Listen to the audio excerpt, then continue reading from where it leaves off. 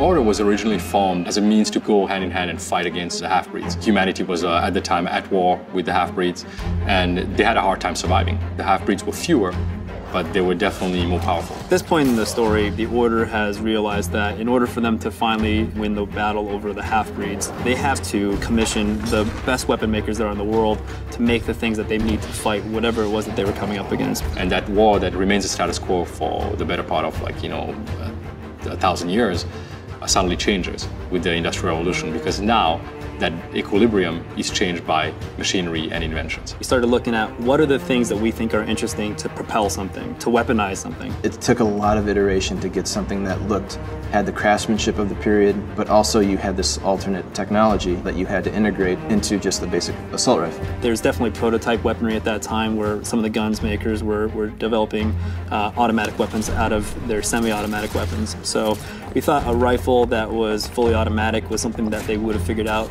Designing, the Knight's kind of bread and butter, which is the combo rifle. That was kind of the challenge of, just looking at all the issued rifles through all the ages and Industrial Revolution up to World War II, and trying to pick the tone of what we wanted to hit.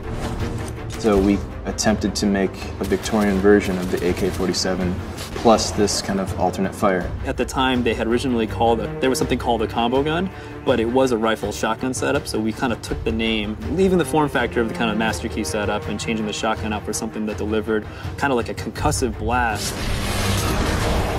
There's plenty of conventional weaponry that feels like it fits in that era, but then there's a little more kind of prototype weapons that are definitely kind of pushed in terms of what was available in the time. For years, I've been watching videos online of, thermites, this cool thing, and, people don't really know much about it, but you ignite this aluminum oxide powder, and it turns into this big, sparking, thing that can weld, it can cut. That's exciting. Let's figure out how to make that. It kind of spits out projectile thermite pellets that you can spray anywhere, and then you take a high temperature flare, throw it into that cloud, and then it ignites everything.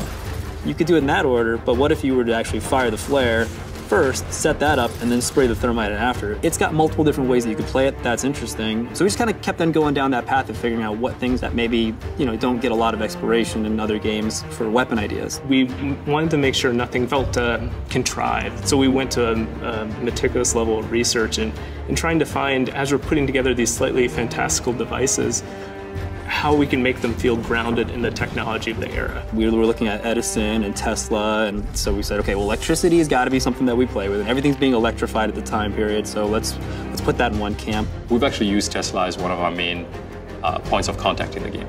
He provides weaponry, he provides devices that he invents, and they are sometimes based on actual real things that he's done. Because he's kind of like, in our game, a little bit of a makeshift kind of MacGyver, he's crafty. He doesn't necessarily put things together in the most beautiful way, but for him it makes sense. You never cease to amaze, Nicola.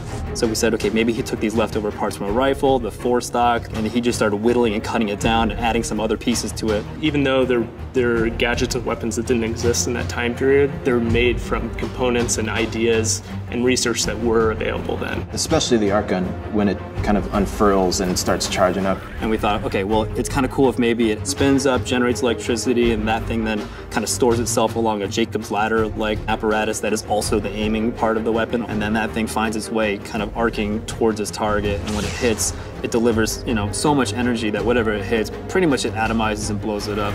People were developing these gadgets at a breakneck pace and not really considering kind of the safety of the user. We wanted to make it feel like it's sort of on the edge of what is safe to wield. Especially some of the prototype weapons where part of the allure of them to us was that thing looks kind of unstable. That looks just as dangerous to the operator as it does to whoever's on the receiving end, So that's kind of some of the fun of the weapons. While they don't necessarily look comical, we try to always make them look, like I said, realistic and classy, that there's an element of kind of danger in some of them. They actually feel a little bit on the edge.